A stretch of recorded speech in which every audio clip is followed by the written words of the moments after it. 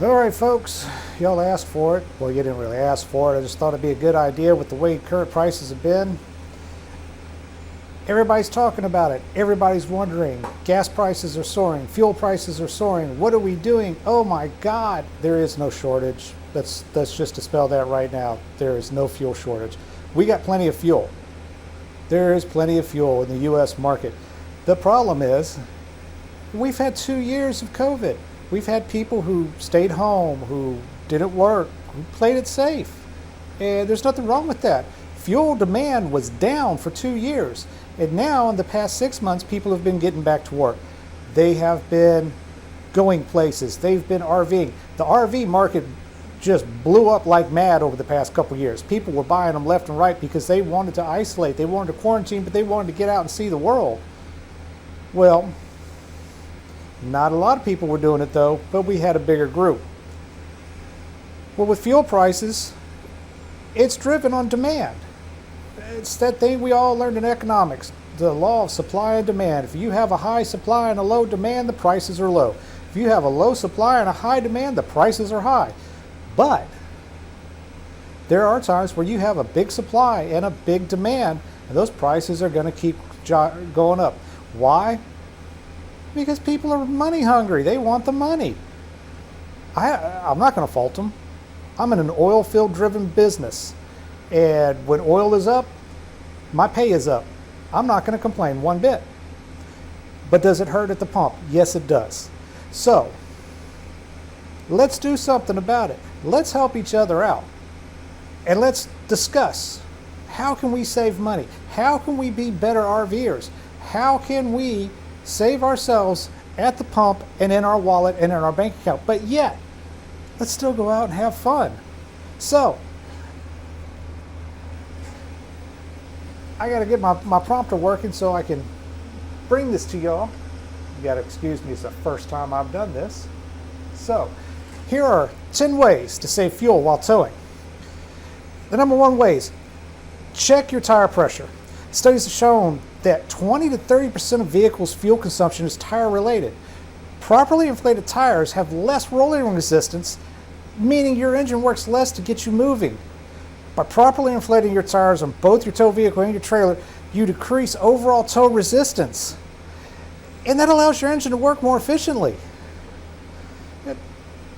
Number two, change the air filter. Even an air filter that is a couple of months old will decrease your overall fuel economy. A good clean air filter will allow your engine to breathe and produce the power it should be. Yeah, excuse me for a minute. My teleprompter fell.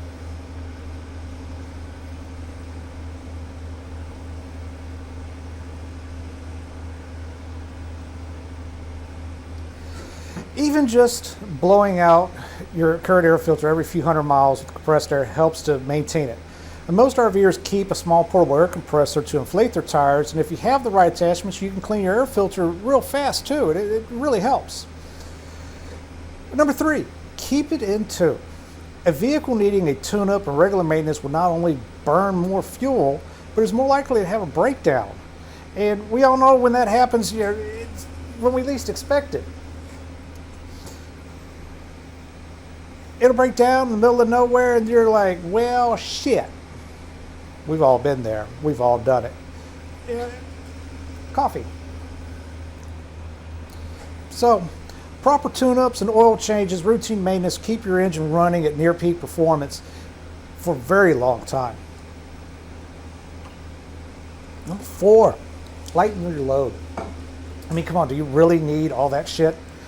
The more weight you have packed, the harder it is for your vehicle to move it. Plus, added weight in a trailer that isn't properly distributed can shift and cause trailer sway, burning more fuel and possibly even having an accident. Also, if you exceed your max load rating for your trailer, you could be running illegally. So check how much you can tow with your vehicle and how much you can load safely in your trailer before adding. Worn shocks and suspension could cause undue pressure and wear on even properly inflated tires. Man, does your vehicle bounce more than it used to? Does it pull to one side or the other? Man, you might want to get it checked. Most shocks last between 50 to 100,000 miles, depending on the use and the brand. And a good set of high-quality shocks in your tow vehicle will not only help it tow better, but It'll be more stable and will help your overall fuel economy. And a front end alignment usually isn't a bad idea. It's about every 10 to 15,000 miles you want to have it aligned. Have your trailer checked as well, and although it's not as common, the axles can be shifted out of alignment if you travel rough roads. Number 6, starting and stopping. By changing how you accelerate and brake, you can help the fuel economy and reliability of your tow vehicle. Fast starts burn more fuel to get you moving. Braking harshly causes rapid deceleration that you have to overcome to get you back up to speed. Gradual braking and braking sooner can help. And don't idle. This is just burning fuel for no reason unless you have pets or loved ones that need the AC or heat. Just shut it down. Number 7, topping off your tank. Now, topping off your fuel tank, a lot of people do, but this can cause pressure to build and flood the carbon filter that's on your vapor return system for your fuel lines. This is only meant for vapor. And this overflow can affect your vehicle's performance and possibly damage your engine and emission systems, and hello, major repair bills. Now, pause my notes for a second. If you've noticed, there's a theme going here. This all has to do with a lot of maintenance issues on your vehicle, and I understand that we just get to going sometimes, but you have got to take time to maintain not only your tow vehicle, but your trailer. And there's so much more we could add into that. But if you see the common theme, it's keeping things running correctly. And a lot of us don't do that. We just go. And I'll admit, I've done it. I've just hopped in my rig and gone. But overall, we got to take care of them.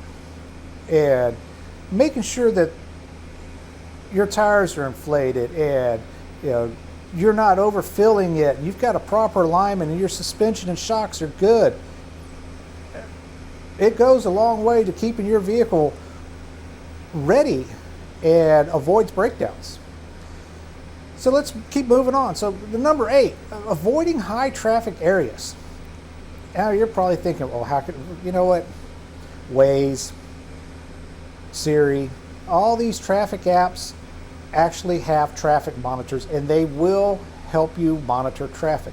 Now, by smarter route planning and avoiding high traffic areas, you might put a few extra miles on, but you will maintain a more consistent overall speed and not have the aggravation of stop and go traffic.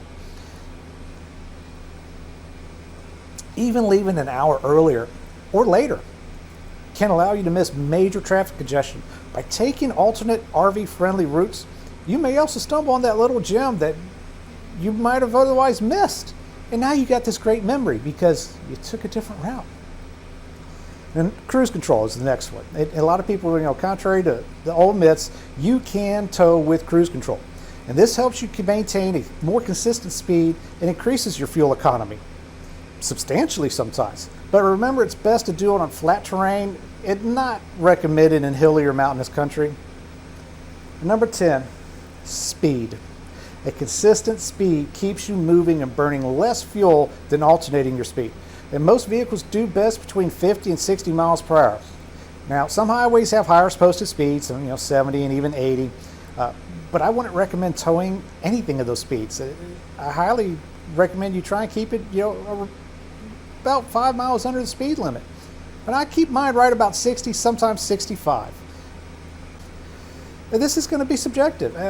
You may run your rig a little bit faster. You may run it a little slower. But running too slow, your transmission is going to shift into a lower gear. Running too fast, you're just burning fuel. So try and be consistent and keep it in that sweet spot between 50 and 60. And if you like 65, hey, great, do 65.